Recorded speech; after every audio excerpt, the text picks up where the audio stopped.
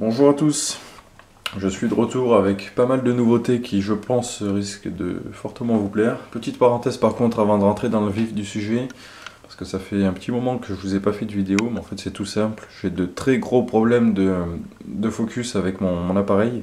C'est un focus automatique qui n'est pas réglable manuellement, du coup comme vous pouvez le voir le focus ne se fait pas. Et c'est super chiant parce que ça m'oblige à éteindre la caméra et à la rallumer en fait dès que je dois refaire une mise au point. C'est pour ça qu'il y a autant de coupures dans mes vidéos, autant de plans. J'ai pas le choix que de faire comme ça. Donc c'est aussi pour ça voilà, qu'il y a de moins en moins de vidéos. Enfin, c'est pas grave. J'ai actuellement un bon paquet de nouveautés à vous présenter qui sont vraiment extrêmement intéressantes. Donc c'est pas grave, on va faire avec. Concernant le couteau que je vous présente aujourd'hui, il s'agit d'une nouveauté de chez Kevin John qui a agrandi encore sa gamme de design original. Donc il avait sorti le Venom 2, puis le Venom Attacker. Donc je vous renvoie aux vidéos qui sont disponibles sur ma chaîne si ces couteaux vous intéressent. Il revient cette fois donc avec un modèle à 100% original pour continuer dans sa lancée. Il a fait vraiment très très fort cette fois, c'est tout ce que j'aime.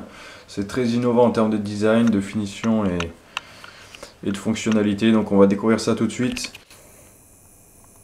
Comme à l'accoutumée, on a la fameuse housse Kevin John.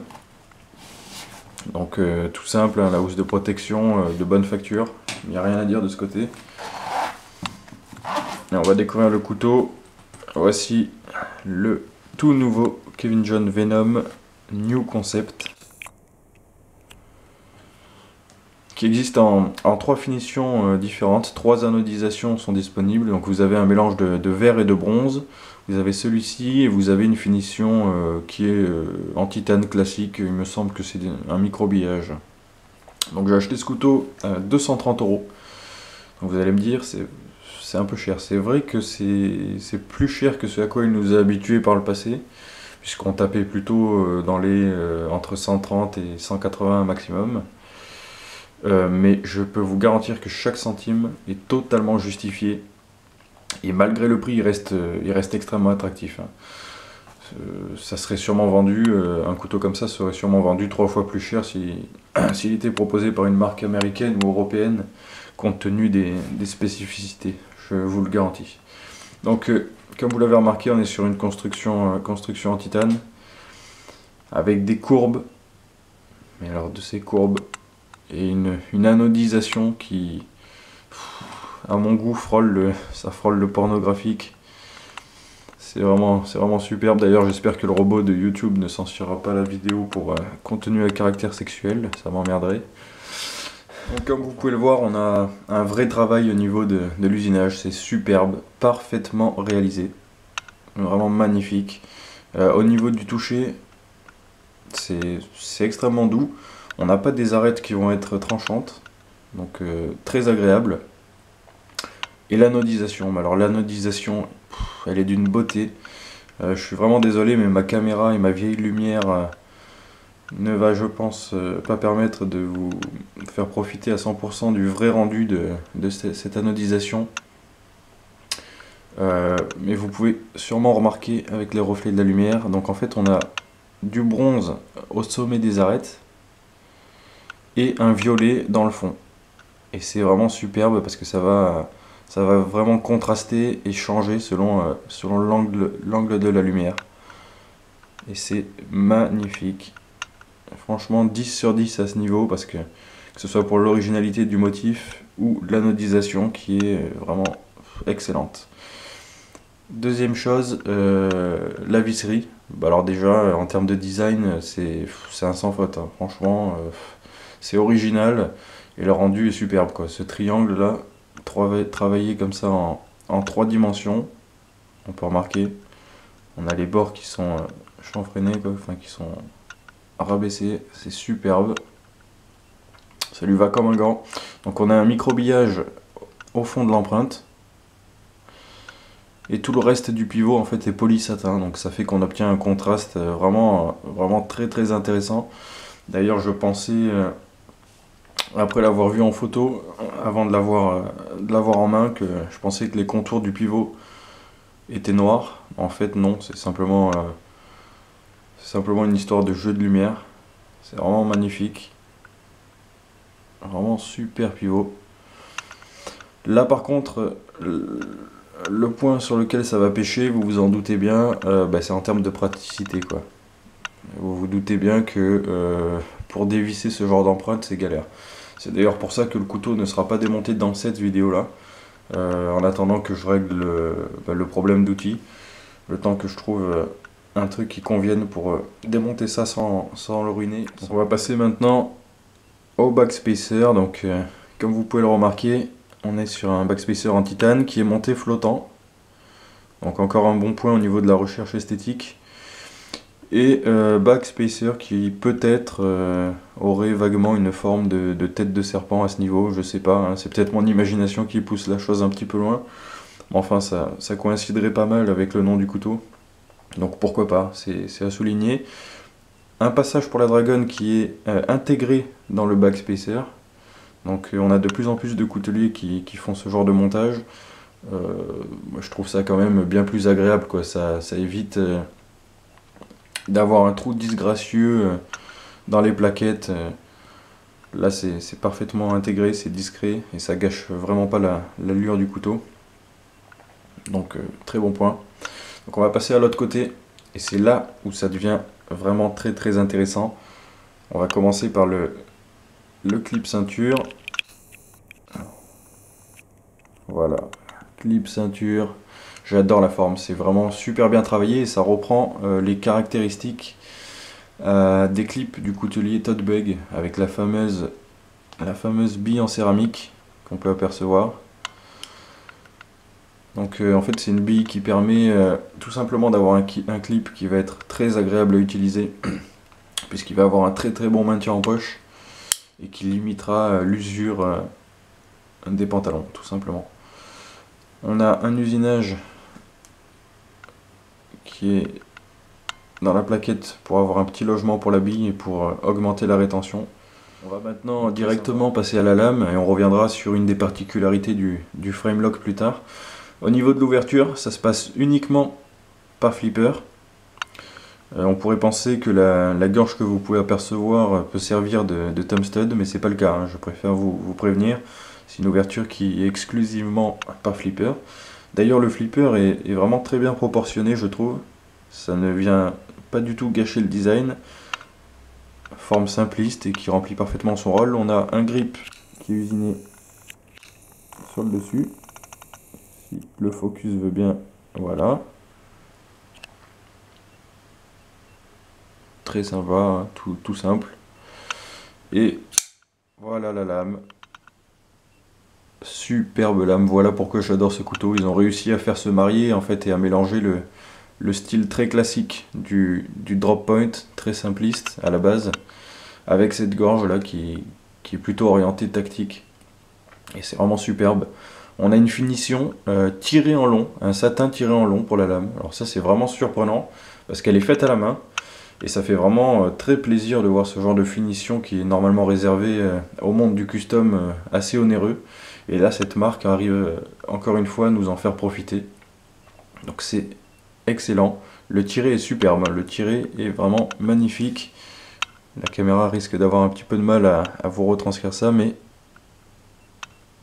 je peux vous garantir que le tiré est vraiment très beau. Très beau tiré, on peut remarquer la gravure.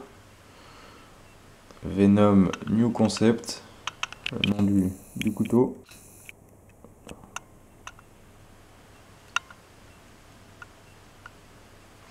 S35VN au niveau de l'acier, comme d'habitude avec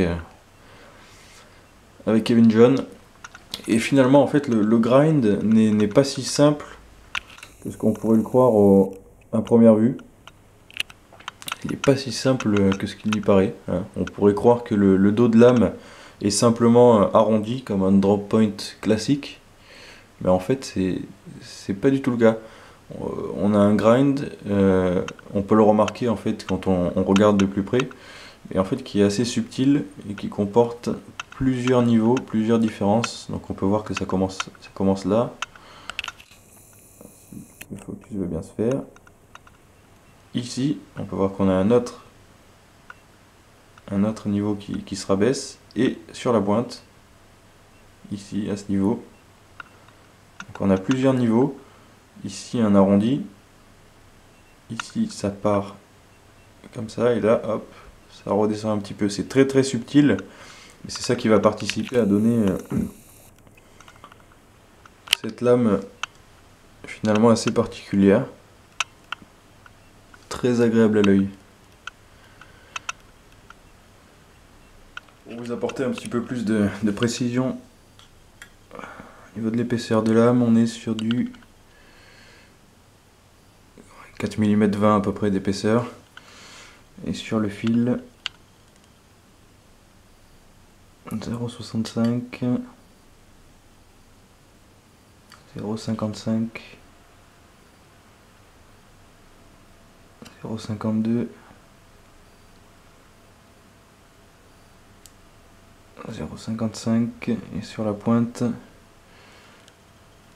0,80. Donc c'est bien, c'est très bien. Donc on va maintenant passer au frame lock. Donc le premier jour où j'ai reçu le couteau, au moment de le refermer, j'ai transpiré. Je me suis dit, qu'est-ce que c'est que ça? Le couteau a un problème, le frame lock est bloqué, ça marche plus. En fait c'est très simple, vous avez un système qui dans le principe est identique, est similaire plutôt à un rotoblock de chez Lion Steel. Donc ce système là, qui permet manuellement de venir verrouiller son frame lock. Sauf que là, il est en fait tout simplement amélioré puisqu'il est automatique. Donc en fait, il va s'enclencher tout seul dès que vous ouvrez le couteau. Donc vous avez une petite molette ici qui est montée sur un ressort en V. Voilà, et qui possède une petite excroissance qui va venir toucher et rentrer en contact avec la platine. On peut le remarquer là. Voilà. Là c'est bloqué, là c'est déverrouillé. C'est vraiment tout simple. Vraiment tout con. Donc la course est petite, hein. C'est vraiment pas gênant. Sceptique au départ, non pas sur l'utilité, puisque l'utilité est évidente, mais plutôt sur la praticité. Finalement je me suis vite rendu compte que c'est très ingénieusement conçu et que ça gêne vraiment pas la fermeture, quoi. C'est vraiment très simple à désengager, très naturel, puisque votre doigt va naturellement se poser ici. Ça a très bien été conçu, elle est parfaitement positionnée, cette molette. Et en fait voilà, il vous suffit tout simplement de pousser très légèrement vers le bas. C'est vraiment de l'ordre de quelques millimètres, hein, 2 mm maximum je dirais. De pousser très légèrement votre molette vers le bas, puis vous pouvez déverrouiller votre frame lock comme un couteau tout à fait classique. Donc c'est vraiment très bien pensé. Encore un bon point à ce niveau pour ce couteau. Au niveau du frame lock, pour poursuivre, vous avez un talon en acier. Donc un insert en acier pour avoir un contact acier-acier entre le frame lock et le talon de la lame. Donc un gage de durabilité. On peut remarquer que le lock s'engage très convenablement. C'est relativement fin. Pas grand chose à dire de ce côté là. Un autre point fort sur ce couteau, c'est au niveau du stop pin. Donc à première vue, on est sur un stop pin tout à fait banal, tout à fait classique. Sauf que la marque en fait a fait un très gros effort au niveau du contact entre la lame et le stop pin. Je vous en avais déjà parlé en fait sur ma vidéo du couteau de marque Scorpion à propos du talon de lame de l'asymétrique de chez Vespa.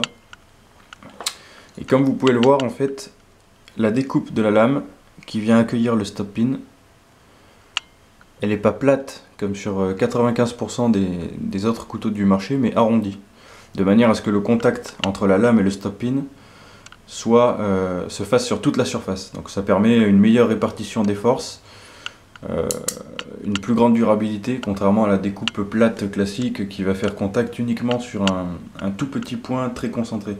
Donc on peut remarquer par exemple sur un couteau banal, classique, voilà, on peut voir que la découpe pour le stop pin est plate, tout à fait tout à fait banal, et le point de contact est vraiment minime. Ici voilà, on a une découpe ronde qui vient s'encastrer parfaitement dans le stop pin. Donc la répartition des forces est optimale. Au niveau du stop pin, on a un stop pin qui sert à la fois de verrouillage en position ouverte et de stop pin en position fermée. On peut remarquer la petite découpe ici là qui vient prendre appui sur le stop pin. Pour ce qui est de la fluidité, on a un couteau qui est monté sur des roulements à simple rangée de billes céramiques. La bille de détente est elle aussi en céramique. On a des rondelles en acier sous les roulements pour éviter d'avoir un creusement du titane par les billes céramiques qui sont bien plus dures que le titane. Donc très bon point pour la durabilité. Et au niveau de la fluidité, ça remplit parfaitement son rôle. La détente par contre est vraiment forte, hein. La détente est très forte. C'est pas un couteau qui va s'ouvrir tout seul dans la poche ou quoi que ce soit. Elle est vraiment forte, il faut bien appuyer sur le stop pin. Mais vous pouvez pas vous rater l'ouverture et vous êtes sûr qu'elle va se déplier très rapidement. Donc voilà, et pour la fermeture, ça se replie quasiment tout seul. Il faut savoir que le couteau est en sortie de boîte, hein, c'est-à-dire qu'il n'a pas été démonté et j'ai pas enlevé l'huile, la graisse plutôt, qui est présente sur les roulements et qui ralentit vachement la fluidité. Je pense qu'il est largement possible de gagner 20 à 30% de fluidité supplémentaire une fois le couteau démonté et nettoyé puis huilé. Pour ce qui est du poids du couteau,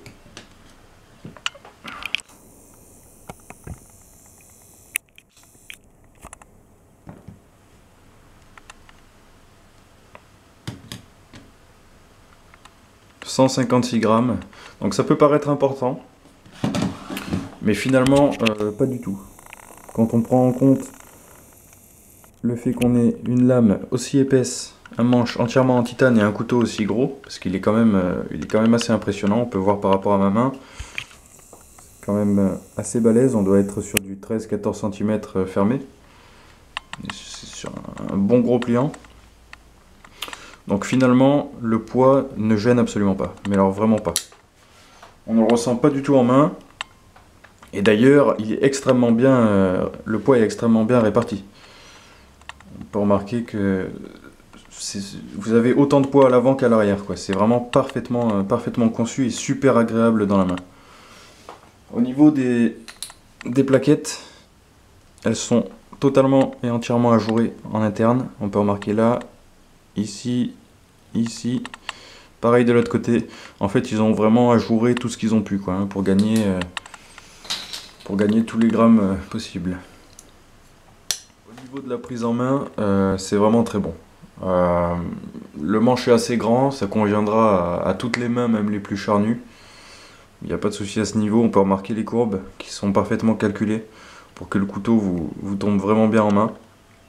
Vraiment très agréable, le clip ceinture ne va pas gêner dans la main même si vous serrez fortement votre couteau. On a des courbes qui sont vraiment ergonomiques. On a cette courbe là qui peut permettre de se reculer un petit peu sur le manche. C'est vraiment agréable. Un point à remarquer aussi, aucun grip, ni sur les plaquettes, ni sur la lame. Donc ça démontre bien qu'à la base, c'est pas un couteau qui est conçu dans un but purement tactique, mais plutôt comme étant un EDC gentleman tactique, si on peut dire. C'est vraiment pas dérangeant, hein, le fait de ne pas avoir de grip, étant donné qu'on a une lame qui est quand même vraiment imposante. Du coup, le pouce est vraiment bien calé. Donc voilà, pour conclure, franchement ce couteau c'est vraiment une réussite. Il rassemble pas mal de particularités originales entre la visserie, l'usinage des motifs, la finition anodisée biton comme ça, qui est vraiment très sympa, la lame qui mélange le gentleman et le tactique, le tiré en long qui est fait à la main, le système de lock assez original, l'usinage du stop pin de la lame en demi-cercle, les roulements en céramique, le clip tote bag avec la bille en céramique, l'ajourage interne des plaquettes. Il y a vraiment un paquet de spécificités, je peux pas toutes vous les citer, je m'en souviens plus, mais franchement, c'est ultra intéressant pour le prix. Et je vous conseille fortement de vous intéresser à cette marque et en particulier à ce couteau si vous voulez tester le high-end chinois. Je vous garantis que ça écrase 90% du high-end américain ou européen que vous pouvez avoir pour le même prix. Donc voilà, je vous dis à bientôt pour de prochaines présentations.